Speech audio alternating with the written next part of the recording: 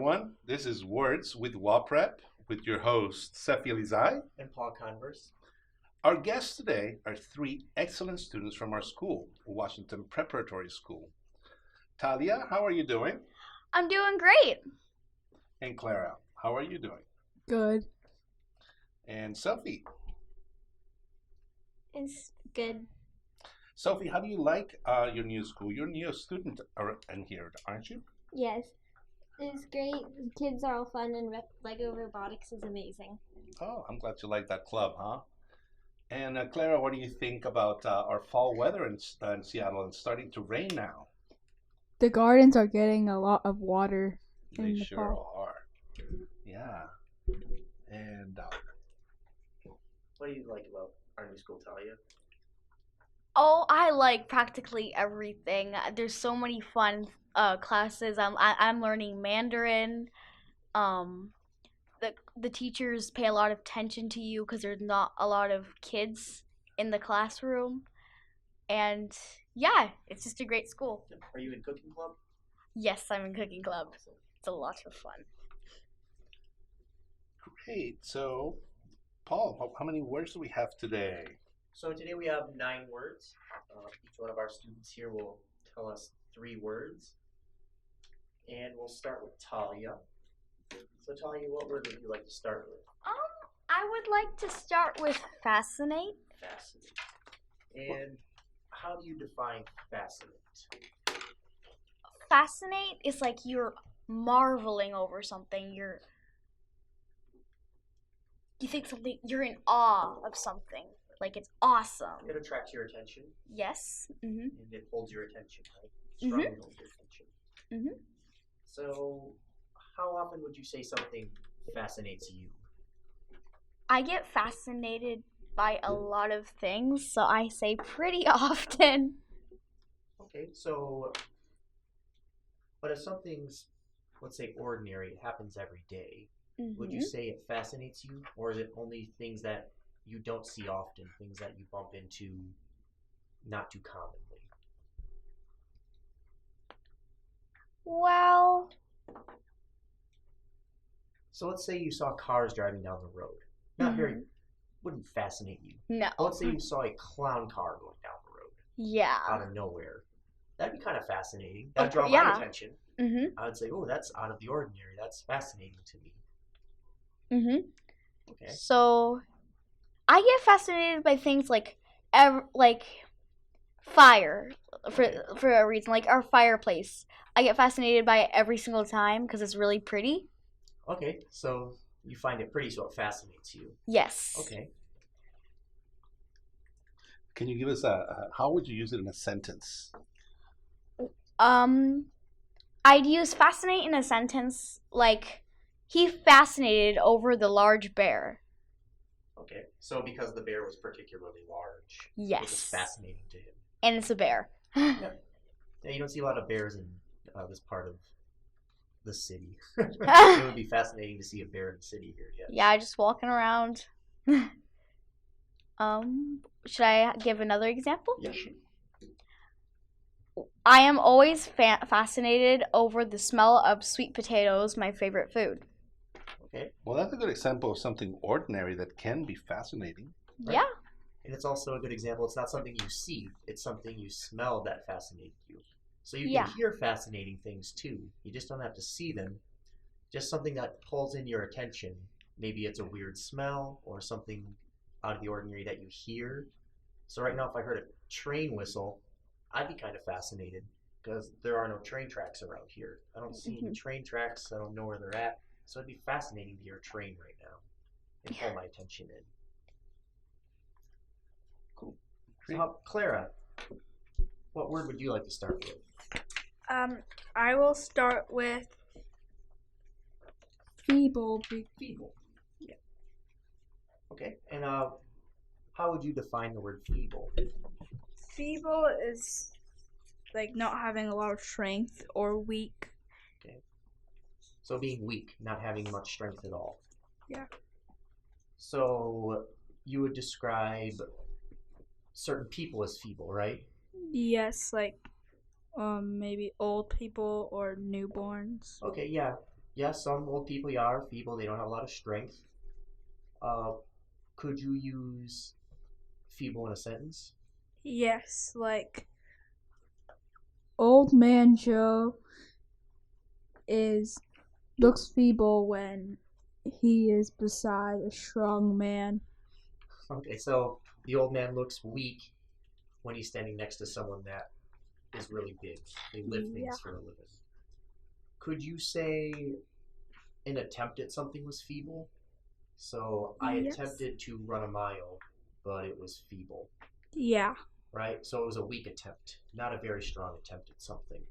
So we can describe people as feeble. Sometimes that could be rude though, right? Describing someone as feeble. Or you can describe an attempt at something, trying to do something as feeble. Like me trying to jump to the moon right now, that's a feeble attempt. I'll never be able to jump to the moon. I can get a couple centimeters off the ground, and that's it. Could you use feeble in another sentence? Yes. Feeble and weak, the duckling fell into the mud. Okay, yep. So you're describing the duckling as not having strength. So it was trying to walk through the mud, and it didn't have the strength to lift its feet up, so it fell over. Yeah. So it makes the duckling sound kind of sick, actually. There's something not right with it. It's feeble and weak. Yes. How often do you use the word feeble in your everyday life? I don't use it much because I don't go around calling people feeble and then failing miserably and then make some comment about it. So what word would you use instead of feeble? I'd use bad because people can understand it easier than feeble. So bad or weak maybe? Yes. Use the word weak. Weak is more common. So Sophie, what word would you like to start with? I would like to start with frigid. Frigid. What's the definition of frigid? Frigid is very cold or unfriendly. So unfriendly, how would you use the word frigid to describe someone that's unfriendly? That person has a very frigid manner. Okay, yeah. So you could say that person, he or she, has a frigid personality. It means they're not very friendly. It's hard to talk to them. They don't talk back a lot. Do you commonly describe people as frigid? No. No, what do you usually describe as frigid? Mean. So if you're not describing people, what do you describe as frigid? Cold. The weather, right? Or a landscape. So you can use frigid to describe a landscape, the weather, or people sometimes, if they're being frigid. Or animals. You could say that's a frigid cat. Or I would say most cats are pretty frigid, yeah. They're not very friendly at first. You got to get to know a cat. They're not like dogs, that's for sure. Yeah, dogs you could say aren't frigid. Dogs come up to you right away and they start jumping on you and, you know, wanting to be petted and things like that. Could you use frigid in a sentence, Sophie? Iceland is very frigid. I would agree. Iceland is very cold, very frigid, most times of the year. Would you describe Antarctica as frigid? Yeah, Antarctica is very cold as well. Yep. How about the summertime? When it's the summertime in Seattle, would you say it's frigid? No. No. How about the winter? Not really. Not really. Yeah, it gets cold here in the winter. Maybe 5 or 10 degrees Celsius, but that's not frigid.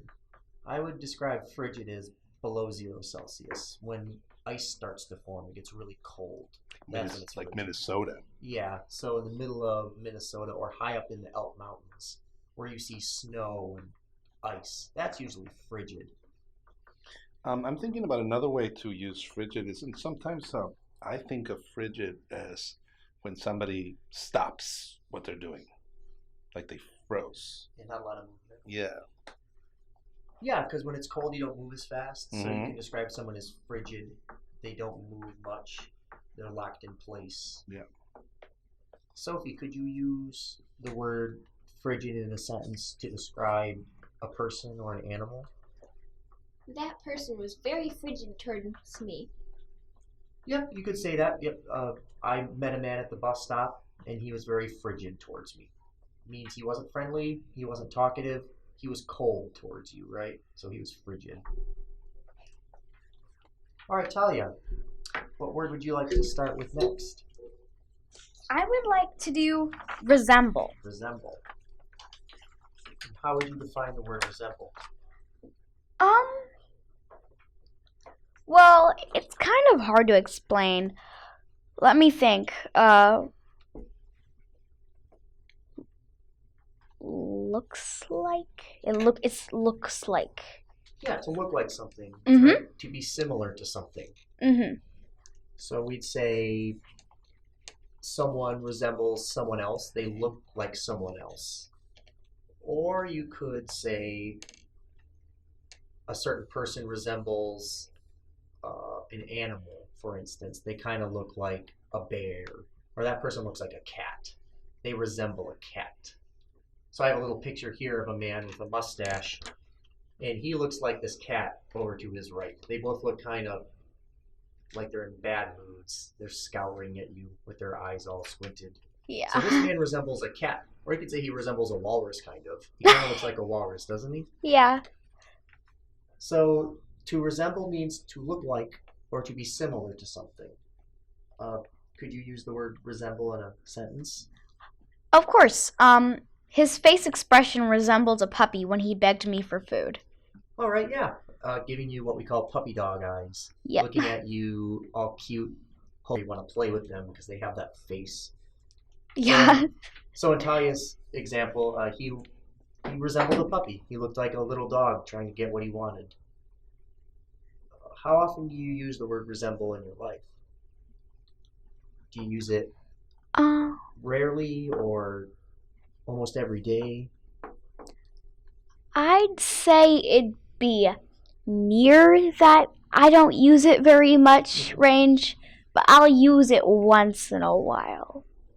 Right, Yeah. When you want to compare something, right? Yeah. So when you want to compare objects or people or animals, you'd use the word resemble.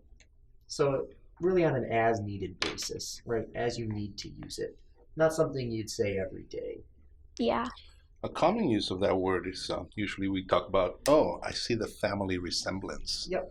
The family resemblance. So when you meet somebody's sister or somebody's mother, people comment on that and say, oh, I see that family resemblance. So, Like a look-alike. Yeah. Yep. Do you resemble your mother at all? Do you share your mother's hair or eyebrows or anything? When my hair is wet, it gets really tight and curly like my mother's. Okay. I mostly look like my father, though. Okay, so you'd say you resemble your father. Mm-hmm. Yep. So I have my dad's eyes. So I say, my eyes resemble my dad's. But I have my mom's nose for sure. My dad's nose is kind of big and bumpy, and my mom's is a little slender. So usually we'd say, I see the resemblance. Usually people say that when they meet their children for the first time. They'll say, oh, I see the resemblance.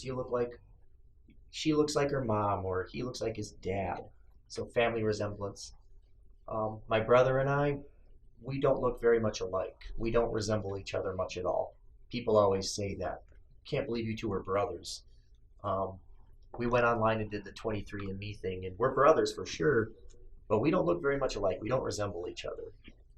Oh? No. Could you use resemble in one more sentence, Talia? Sure. The picture resembles a cat. Yep. So you could say, yep, so that's a picture of, let's say you're looking at art, and it's not anything of particular. Let's say abstract art or even a cloud.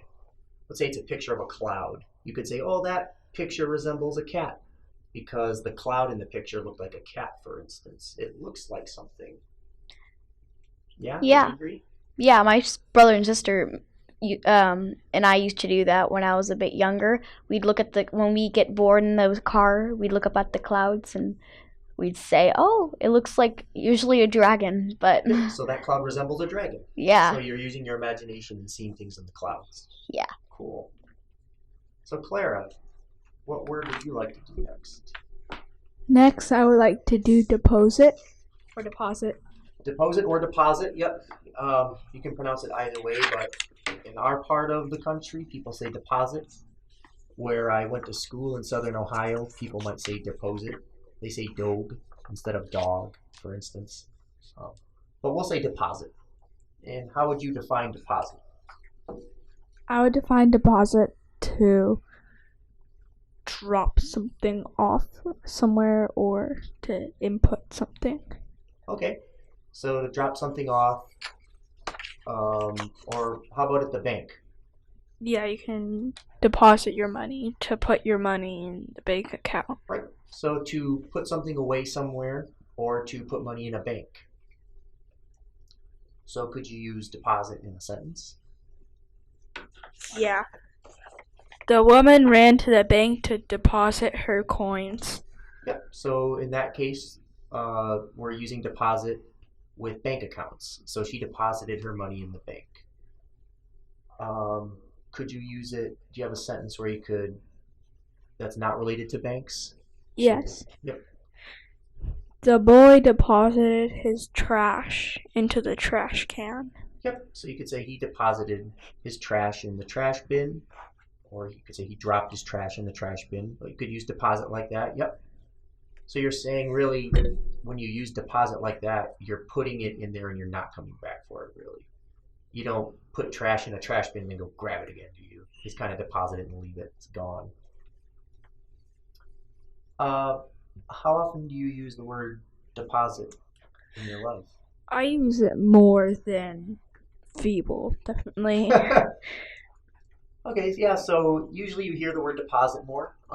When people work at a job and they get paid, they say, oh, I deposited my check, or I deposited my money. So you hear the word deposit more often, but it's usually associated with money or with checks, usually from working. So that's more of a formal use of the word, right? I deposited my paycheck. You know, you wouldn't say I deposited my kids at school, right? You dropped them off at school. No one deposits their kids at school. I don't know. Maybe someone wants to try. But you drop your kids off at school. If you were going to a boarding school, you're depositing them in the boarding school. Right. You're leaving them for a while and not seeing them. No, I don't think that would be that would be a use for it. So usually deposits, usually for money, for things like that. You could say you deposited your jewelry in the safe box or in the lock box. So you can drop more than money off at banks. You can have a lock box where you leave valuable things like watches and important documents. You could say I deposited my documents in my lock box, implying that you're trying to keep them safe. And we have something called a safety deposit box. A safety deposit box is where you put items for safekeeping. So if you have important pieces of paper, documents, jewelry, maybe an object that means a lot to your family that gets passed down from grandmother to mother to daughter, you could keep it in a safety deposit box so that it's safe from thieves and from fires and things like that. Sophie, which word would you like to take on now? I think I'm going to talk about Waddle now. Waddle. That's a weird word. So why do I always think of penguins when I hear the word waddle? Well, penguins, they walk with short steps. They sort of bob from side to side. So, and that's the definition of waddling. Do you know of an artist of this very old artist called Charles Chaplin? Do you know? Charlie Chaplin? Yeah, Charlie Chaplin. From the 1940s. Yeah, he used to use a waddle when he performed. He would walk that way. Yeah. So how would you use it in a sentence? I would probably use it in a sentence like, the penguin chick waddled to its mother. So waddling's a really awkward, clumsy walk. Usually when people walk, they just move forward and maybe their arms swing. But when you're waddling, you're walking kind of with, instead of your legs moving forward, they move out to the side. So the left leg moves to the side and then forward some, and then the right leg moves to the right and forward some. And it's kind of like a bobble back and forth. Penguins, when they walk, that's the traditional waddling. So waddling's awkward, clumsy walking.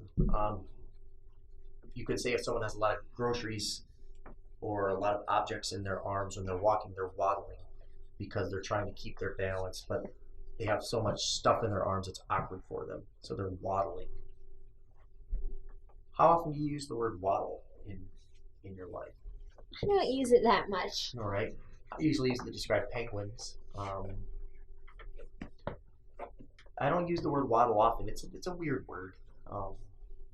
Can you think of the last time you described something as waddling? Actually, I think it was a few minutes ago. Okay. But by chance, what were you describing?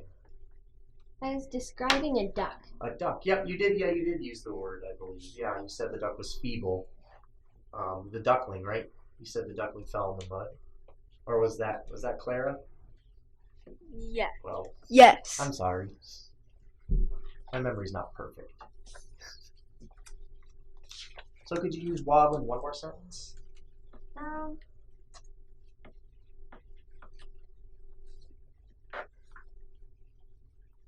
Perhaps you could say, after picking up my groceries, I waddled to the car. Because you have so much stuff in your hands, you're trying to get to the car. And then you have to fumble with the keys to open the door. Yeah. So waddling is just awkward walking. It's when you're walking and you're not really efficient. Instead of moving forward, you're kind of moving side to side.